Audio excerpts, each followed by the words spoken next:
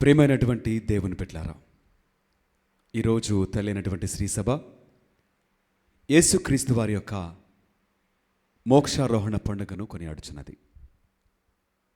ఈనాటి వాక్య పట్టణములు మనము ధ్యానం చేసినట్లయితే, మొదటి పట్టణము అపోస్తల కార్యములు 1వ అధ్యాయము 1వ వచనం నుంచి 11వ వచనం వరకు, రెండవ పట్టణము హెబ్రీయులకు రాయబడినటువంటి లేఖ 9వ అధ్యాయము 24వ వచనం నుంచి 28వ వచనం వరకు, మరియు 10వ అధ్యాయము 19వ వచనం నుంచి 23వ వచనం వరకు. సువిశేష పట్టణము లూకాసు వార్త 24వ అధ్యాయము 46వ వచనం నుంచి 53వ వచనం వరకు. చదవబడినటువంటి ఈ వాక్యములన్నీ కూడా యేసుక్రీస్తు వారి యొక్క మోక్షారోహణమును గురించి మనందరితో కూడా మాట్లాడుతున్నది. ఈ మోక్షారోహణము మనకు ఈ తెలియచేసేటువంటి సందేశము ఏంటి అనగా, మొదటిగా మనమందరము కూడా ఈ లోకములో యాత్రికులమని, ఈ లోకములో మనము కేవలము ప్రయాణికులమని, మనము చేరవలసినటువంటి గమ్యము మరి ఒకటి ఉన్నదని, ఈ లోకములో చేసేటువంటి ఈ ప్రయాణము ఇది శాశ్వతము కాదు అని ఈనాటి ఈ మోక్షారోహణ పండుగ మనకందరికీ కూడా మరి ఒక్కసారి జ్ఞాపకము చేస్తున్నది. ఒకసారి ఫిలిప్పీలకు రాసినటువంటి లేఖ 3వ అధ్యాయము 20వ వచనం మనం చదువుకున్నట్లయితే అక్కడ రాయబడింది కదా, కానీ మనము పరలోక పౌరులము, దివి నుండి మన రక్షకుడును ప్రభువగు యేసుక్రీస్తు రాకడకై మనము ఆతురతతో వేచియుందుము అని ఇక్కడ ఒక చక్కటి మాట రాయబడినది.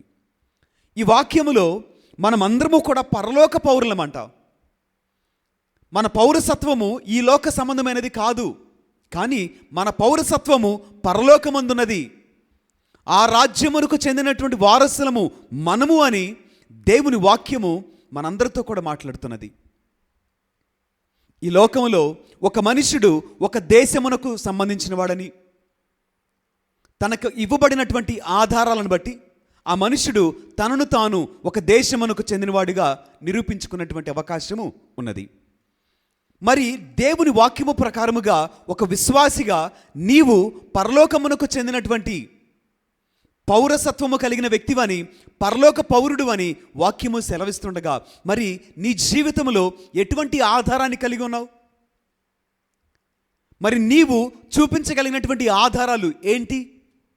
ఏ ఆధారాన్ని బట్టి నీకు పరలోకము అది నీ పౌరసత్వముగా ఉన్నదని, అది నీ యొక్క దేశమని, ఆ రాజ్యమునకు నీవు వారసుడు అని ఏ విధంగా నిరూపించుకోగలవు? అంటే వాక్యము సెలవిచ్చున్నది కదా, ఏ మనుష్యుడైతే క్రీస్తు ప్రభువుతో పాటుగా ఈ లోకములో మరణిస్తాడో ఆ మనుష్యుడు ఆయన ఏ విధముగానైతే మృతుల నుంచి సజీవుడిగా లేపబడి దేవుని యొక్క సన్నిధికి అందున కుడిపార్శ్వమునకు అంగీకరింపబడ్డాడు, పిలువబడ్డాడు, అటులనే ఆయన మరలా వచ్చుచున్నాడు. ఆయన యందు మృతి పొందిన ప్రతి మనుష్యుడు కూడా తప్పక సజీవుడిగా లేపబడతాడని, ఆ మనుష్యుడను ఆయన ఉన్న స్థలమునకు ఆయన తీసుకొని వెళ్ళును అని యేసుక్రీస్తు వారు మనందరితో కూడా మాట్లాడుతున్నారు. ఇక్కడ చదవబడినటువంటి ఈ మాటలలో, కానీ మనము పరలోక పౌరులము, దివి నుండి మన రక్షకుడును ప్రభువగు యేసుక్రీస్తు రాకడకై మనము ఆతురతతో వేచి ఉన్నాము అని వాక్యము సెలవిస్తుంది. ఆయన తిరిగి రాబోతున్నాడు. ఆయన వచ్చిన తోడనే మనలను ఆయనతో కలిపి ఆయన ఉండు స్థలమునకు మనలను తీసుకొని వెళ్ళగలిగినటువంటి అర్హతలు మనమందరము కూడా పొందుకోవాలండి. ఆ అర్హతలు ఎలా వస్తాయి మనకు అని అనగా, మొట్టమొదటిగా ఒక విశ్వాసిగా నీవు తెలుసుకోవాల్సినటువంటి జ్ఞానము ఏంటి అనగా, నీవు ఎక్కడి నుండి వచ్చి ఉన్నావు, నీవు ఎవరి వలన ఈ లోకములో జన్మింపబడ్డావు, నీ జన్మకు కారణం ఎవరు, నీలో ఉన్నటువంటి ప్రాణము ఎవరి వలన పొందుకున్నావు. ఈ రహస్యం మొదటిగా నీకు తెలిస్తే నీవు తిరిగి అక్కడికి వెళ్ళాలనేటువంటి జ్ఞానము కలిగి నీవు ప్రవర్తిస్తే అది మొదటి ఆధారముగా మార్చబడుతుంది. అనేక మారులు ఈ లోకంలో జీవించేటువంటి మనము లోకపు పోకడను అనుసరించి జీవించే మనము ఇది శాశ్వతమని, ఇది ఘనమని, ఇది గొప్పదని, ఇది ధన్యదని మనమందరము కూడా అపోహలో జీవించి ఈ లోకపు పోకడను అనుసరించి మనకు రావలసినటువంటి దీవెనను, బహుమానాన్ని మనంతటికి మనముగా దానిని కాల్దన్నేసుకుంటూ ఉన్నామండి. దాన్ని కోల్పోతూ ఉన్నాం. అయితే ఓ విశ్వాసిగా నీకు తెలియవలసినటువంటి మొదటి జ్ఞానము ఏంటి అనగా, నీవు ఎక్కడి నుండి వచ్చి ఉన్నావు, మరలా అదే సన్నిధికి నీవు తప్పక వెళ్ళాలి అనేటువంటి విషయాన్ని నీవు తెలుసుకోవాలి. అలా తెలుసుకున్నటువంటి క్రమములో మనందరికీ ఇవ్వబడినటువంటి ఒక చక్కటి ఉదాహరణ ఎవరు అనగా, ప్రభువైన యేసుక్రీస్తు వారు. మన రక్షకుడైన యేసయ్య ఆయన పరలోకము నుండి ఈ భూలోకానికి వచ్చి ఇక్కడ జన్మించి అక్కడ ఆయన ఈ లోకంలో మరణించి ఆయన మృతుల నుంచి సజీవుడిగా లేవనెత్తబడి ఈ రోజున తండ్రి సన్నిధికి ఆయన మరలా తిరిగి వెళ్ళెను. మనందరికీ కూడా యేసుక్రీస్తు వారే మాతృక, మనందరికీ కూడా ఆయనే ఆదర్శము, ఆయనే మార్గము. ఎలానగా తండ్రి నుంచి వచ్చినటువంటి ఆయన మరలా తండ్రి వద్దకు వెళ్ళెను. కనుక నీవు తండ్రి నుంచి వచ్చిన వాడవు కనుక మరలా ఆయన సన్నిధికి తప్పక వెళ్ళాలి. అలా వెళ్ళినటువంటి సమయాన్నే మొదటి ఆధారముగా మనము పరిగణించవచ్చు. పరలోకము నీ పరలోకము నీ యొక్క రాజ్యమని, అది నీ వారస భూమి అని, ఆ లోకమునకు చెందినటువంటి పౌరుడివి నీవని నీవు మొదటిగా జ్ఞాపకం చేసుకోవాలి. అలా జ్ఞాపకము చేసుకున్నటువంటి మనిషి ఈ లోకములో యాత్రికుడు అని, కేవలము ప్రయాణికుడు అని, ఈ జీవితము కొన్ని సంవత్సరములలో తప్పక ముగినని నిన్ను నువ్వు సిద్ధపరుచుకుంటూ కూడా దేవుని ప్రకారముగా జాగ్రత్త కలిగి నిన్ను నీవు సరిచేసుకుంటూ నీ జీవితాన్ని, నీ ప్రవర్తనను, నీ ఆలోచనను, నీ ఆశలను, నీ మార్గములను అన్నింటిని కూడా అవగాహన చేసుకొని ఒక ఉన్నతమైనటువంటి క్రమము కలిగి జీవిస్తూ ఉంటావు. నీవెప్పుడైతే ఈ జ్ఞానాన్ని మర్చిపోతావో, లోక సంబంధిగా లోకపు పోకడను అనుసరించి లోకపు పాపమును జరిగించుచు లోకాన్ని గెలవాలని ప్రయాసపడి పరిగెత్తుచు ఇవ్వబడినటువంటి ధన్యతను నీవు కోల్పోతున్నటువంటి విషయాన్ని మనము జ్ఞాపకం చేసుకోవాలి. ఇక్కడ యేసుక్రీస్తు వారు మనందరికీ కూడా ఒక చక్కటి ఉదాహరణ ఇచ్చి ఉన్నారండి. ఏంటి ఉదాహరణ అనగా, యేసయ్య ఈ లోకమును విడిచి తండ్రి సన్నిధికి ఎందుకు వెళ్ళారు అనగా, రెండు ప్రాముఖ్యమైనటువంటి కారణాలు. మొదటి ప్రాముఖ్యమైనటువంటి కారణము ఏంటి అనగా, మన పక్షమున తండ్రి సన్నిధిలో విజ్ఞాపనకర్తగా ఆయన మార్చబడ్డారంట. ఈ లోకములో జీవించిన జీవితకాలము ఆయన మన మధ్యవర్తిగా ఉన్నారు. ఇప్పుడు మరణించిన తర్వాత మోక్షారోహణమై ఆయన తండ్రి కుడిపార్శ్వమున మన మధ్యవర్తిగా, మన కొరకు ఒక విజ్ఞాపనకర్తగా ఆయన తండ్రి సన్నిధిలో నిరంతరము ఒక యాజకునిగా ప్రార్థన చేయుటకై ఆయన అక్కడకు వెళ్ళి ఉన్నారండి. ఇక రెండవదిగా, యేసుక్రీస్తు వారు ఈ లోకంలో ఉండగానే ఇదిగో తండ్రి మీ కొరకు మరొక ఆదరణకర్తను పంపిస్తారు. ఆదరణకర్త మిమ్మల్ని సత్యమునకు నడిపిస్తారు, మిమ్మల్ని సత్యమందు స్థిరపరుస్తారు.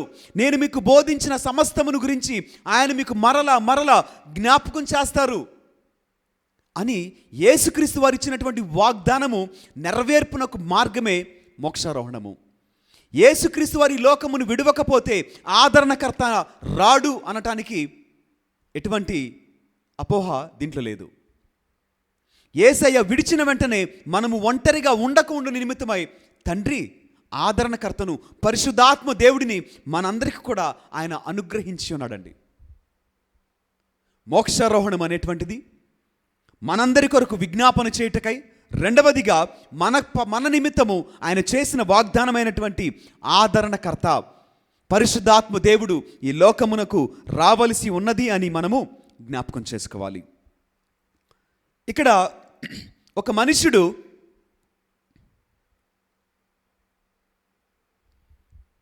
యేసయ్యకు చెందినటువంటి వ్యక్తిగా మార్చబడాలి అని అంటే తప్పక లోకమునకు వేరు చేయబడాలి.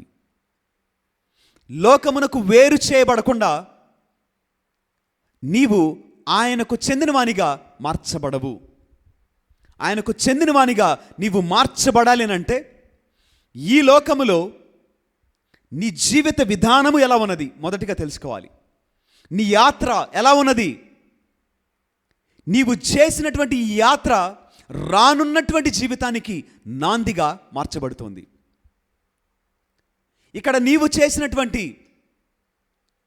క్రియలు, నీ ప్రవర్తన, నీ ఆలోచనలు, నీ జీవిత విధి విధానాలు ఇవన్నీ కూడా రానున్నటువంటి జీవితానికి, ఆ మహిమలోనికి నిన్ను చేర్చే విధంగా ఉండాలి అని ఈనాటి యొక్క మోక్షారోహణ పండుగ మనందరితో కూడా మాట్లాడుతున్నది. మరి ఒక చిన్న ప్రశ్న, ఈ లోకములో నీవు ఎలా జీవించున్నావు? ఈ లోకములో నీ యాత్ర ఎలా ఉన్నది? మనుషులు అంగీకరించే విధంగా ఉన్నదా, లేక సర్వశక్తిమంతుడైన దేవుడు అంగీకరించేటువంటి నీతి కలిగిన, పరిశుద్ధత కలిగిన, ఆయన చిత్తానుసారమైనటువంటి జీవితము జీవించున్నావా? ఒకసారి ఆలోచించేయి. ఇప్పుడు నీవు జీవించేటువంటి ఈ జీవితము రానున్న మహిమలోనికి నిన్ను అంగీకరించే విధముగా ఉన్నదా అనే ప్రశ్న నీవు అడిగితే ఈ ప్రశ్నకు నీకు సమాధానం ఏంటి? అవునని చెప్పగలవా? లేదు, ఇంకనూ కూడా నేను సిద్ధపడలేదని చెప్పగలవా? మనమందరం కూడా విశ్వాసులమే కదండి, మనమందరం కూడా యేసే బిడ్డలమే కదండి, మనందరినీ కూడా యేసే రక్షించాడు కదండి. ఇవన్నీ తెలిసి కూడా ఈ జీవితము ఆయనకు చెందిన విధంగా లేదా, ఆయనకు నచ్చిన విధముగా లేదా? అయితే నీవు రానున్న మహిమను, పరలోక పౌరసత్వాన్ని కోల్పోయేటువంటి అవకాశము లేకపోలేదు అనేటువంటి సత్యాన్ని మనము గ్రహిద్దాం. ఇప్పుడు మనమందరం అనుకోవచ్చు, యేసుక్రీస్తు వారిని దేవుడు ప్రాణము, ఆత్మ, శరీరముతోటి ఆయనను మరలా తిరిగి అంగీకరించెను. ఏ కారణాన్ని బట్టి? ఈ లోకములో ఆయన జీవించిన జీవిత విధానాన్ని బట్టి కాదంటారా? ఆయన అతి పరిశుద్ధుడు కనుకనే కదా పాపపు జీవితంలోనికి ఇక్కడ వచ్చి కూడా పాపము చేయక, పాప భారమును అనుభవించి పాపుల కొరకై మరణించిన పరిశుద్ధుడు కాదా యేసయ్య? పాపము మలినము అంటక ఈ లోకములో ఆయన జీవించలేదా? అటుల జీవించను కనుకనే ఆయన చేసినటువంటి అర్పణ దేవునికి అంగీకారముగా మార్చబడినది. ఇక మరెన్నటికి కూడా మరి యొక్క బలి అవసరం లేనటువంటి విధముగా పరిశుద్ధ రక్తము కార్చబడింది. ఆయన అతి పరిశుద్ధుడు కనుకనే ఆయన జీవితము మనందరికీ కూడా ఆదర్శముగా మార్చబడి ఉన్నది. ఒకసారి ఆలోచించేద్దాం. మరి నేను ఎలా జీవిస్తున్నాను? ఈ లోకంలో నేను అనేక పాపాలు జరిగించాను కదా, మరి ప్రాణము, ఆత్మ, శరీరముతోటి నేను లేపబడతానా అని నీవు అడగొచ్చు. ఈ శరీరముతో అనేక పాపములు జరిగించినటువంటి మనము శరీరముతోటి దేవుని సన్నిధికి వెళ్ళము, కానీ ఆయన ఇచ్చినటువంటి ఈ ఆత్మ తిరిగి దేవుని సన్నిధికి చేర్చగలిగినటువంటి జీవితము జీవించడం నీ బాధ్యత. అది కేవలము నీ చేతుల్లోనే ఉన్నదని నీవు జ్ఞాపకం చేసుకోవాలి. వీటన్నిటిని నేర్పించడానికి యేసయ్య ఈ లోకానికి వచ్చాడు. ఆయనను బట్టి జీవించినవాడు, ఆయన కొరకు జీవించినవాడు తప్పక తన ఆత్మను రక్షించుకొనును. అటుల కాక లోకాన్ని అనుసరించినవాడు, లోకమును గెలిచినవాడు, లోకమును దాచుకొనినవాడు, లోకాన్ని దోచుకొనినవాడు, లోకానుసారిగా జీవించినవాడు తప్పక నశించును. మరి నీ జీవితము ఎలా ఉన్నది? ఆలోచన చేయండి. బైబిల్ గ్రంథంలో యోహాను సువార్తలో మనం వింటూ ఉన్నాం కదా, 12వ అధ్యాయము 24వ వచనం మనం చదువుకున్నట్లయితే, గోధుమ గింజ భూమిలో పడి నశింపని ఎడల అది జీవాన్ని పొందుకోదంట, అది ఫలించదంట, అది ఎదగదంట. ఈ గోధుమ గింజ సాదృశ్యము దేనికి చెప్పబడింది అంటే, ప్రతి మనుషుడు కూడా ఈ లోకపరముగా మరణించాలి, లోక ఆశలలో మరణించాలి, లోకపు బలహీనతలలో మరణించాలి, దేవుని పరముగా జీవించాలి. అటులో జీవించిన వాడు తప్పక ఫలిస్తాడు. 30 ఫలిస్తాడు, 60 ఫలిస్తాడు, 100 ఫలిస్తాడు. ఇక్కడ నేను మీకు చెప్పాలనుకున్నటువంటి ఒక చిన్న సందేశం ఏంటి అనగా, మరణింపక దేవుని సన్నిధిని చేరుట అసాధ్యము. మరి మనమందరం కూడా ఎలాంటి పరిస్థితి అనగా, పౌలు గారు కొరింథీయులకు రాసినటువంటి మొదటి లేఖ 15వ అధ్యాయము 35వ వచనం నుంచి 55వ వచనం వరకు మనం చదువుకున్నట్లయితే, అక్కడ భౌతికమైనటువంటిది అమరమైన దానిని కప్పుకోవాలంట, మర్త్యమైనటువంటిది అమర్త్యతను ధరించుకోవాలంట. నశించునది నశింపని దానిని ధరించుకున్న రోజున మనము మహిమ శరీరముతోటి మధ్యాకాశంలోనికి మనము వెళ్ళగలిగేటువంటి పరిస్థితులు ఉన్నవి. అంటే ఏంటి? నీవు ఈ లోకములో ఈ శరీరపరంగా జీవించే మనిషివై ఉన్నప్పటికీ, జీవించిన ఈ జీవితంలోనే అమర్త్యతను కప్పుకోవాలి. ఈ అమర్త్యత ఎలా వచ్చింది? ఈ అమరత్వం ఎలా వచ్చింది అనగా, ఆయన చిత్తము ప్రకారము జీవించిన వానికే ఆ అమర్త్యత వచ్చిందండి. గమనించవలసిన విషయము, భౌతికమైనటువంటిది ఎప్పటికీ ఎన్నటికి దేవుని సన్నిధిని చేరదు. భౌతికమైనటువంటి శరీరము దేవుని సన్నిధిలో ఉండుట అసాధ్యము. ఎందుకు అనగా, శరీరానికి ఆత్మకు ఎటువంటి పోలిక లేదు. శరీరానికి ఆత్మకు నిరంతరము విరోధముగా ఉన్నవని, అవి శరీరము కోరిన దానికి ఆత్మ కోరిన దానికి నిరంతరము విరుద్ధమని వాక్యము మనకు తెలియచేస్తుంది. కనుక నీవు అమరత్వాన్ని కప్పుకుంటే, నశింపన దానిని కప్పుకున్నవాడవైతే, నీవు తప్పక ఆయన ఉన్న స్థలానికి అర్హుడిగా మార్చబడతావు. బైబిల్ గ్రంథంలో ఒక 2 మనుషుల గురించి మనము అనేక మార్లు విని ఉన్నాం. మొదటిగా హానోకు గారు, రెండవదిగా ఏలియా గారు. హానోకు గారు దేవునితో నడుచుకుంటూ వెళ్ళిపోయారంట. ఎక్కడికి వెళ్ళిపోయారు? దేవుడు ఆయనని తీసుకొని వెళ్ళిపోయారు. ఎక్కడికి అంటే ఏం చెప్తారు?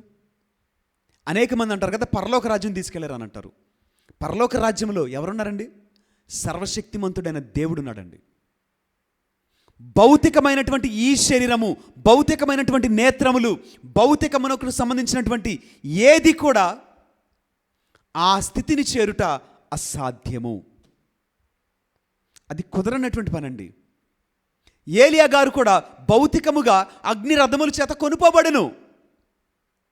అయితే దర్శన గ్రంథం అంతా మాట్లాడుతుంది కదా, రాకడ సమయంలో ఒక 2 సాక్షులు రావాలంట. ఎక్కడి నుంచి రాబోతున్నారు వారు? దేవుని సన్నిధి నుంచి కాదా? దేవుని వద్ద నుండి కాదా? ఆ వచ్చినటువంటి ఆ 2 సాక్షులు ఈ లోకములో సువార్త పరిచర్య జరిగించి, వ్యతిరేకింపబడి, కొట్టబడి, మరణం పొందుకొని, వారు 3 దినముల తర్వాత వారు లేపబడి సజీవులుగా మరలా దేవుని సన్నిధికి వెళ్ళట్లేదా? మరి 2 ఎవరండి? మరణించని వారే కదా, తిరిగి లోకానికి రావాలి, తప్పక మరణించాలి.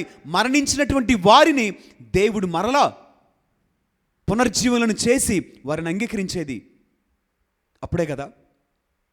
మరి ఈ విధంగా మనం ఆలోచన చేస్తే, మనము తప్పక ఈ లోకములో మరణించాలి, ఈ లోక యాత్రను ముగించాలి. కానీ ఈ లోక యాత్ర ఏ విధముగా చేశావు అనే దానిని బట్టి రానున్న మహిమలో నీ జీవితము, రానున్న మహిమలో నీకు ఇవ్వబడినటువంటి ఘనత ఆధారపడి ఉన్నావు. కనుక ఒకసారి ఆలోచన చేస్తూ, ఈ లోకములో నా జీవితము ఎలా ఉన్నది, నా ఈ విశ్వాసపు యాత్ర ఎలా ఉన్నది, నా యజమానుని బట్టి ఉన్నదా, లేక నన్ను బట్టి, ఈ లోకాన్ని బట్టి, నా ఆశలను బట్టి, నా శరీరమును బట్టి ఉన్నదా అని ఆత్మ పరిశీలన చేసుకుందాం. దేవుడు మనలను దీవించునుగాక. ఆమెన్. ప్రియమైన దేవుని బిడ్డలారా, ఈ వాక్యమును మరికొంతమందికి పంపించడానికి ప్రయత్నం చేద్దాం. తద్వారా అనేక మంది వాక్యమును ఆలకించి దేవుని వాక్యము ప్రకారముగా బలము పొందుకోవటానికి మనవంతు ప్రయత్నం చేద్దాం. దేవుడు మనలను బహు గొప్పగా దీవించునుగాక. ఆమెన్.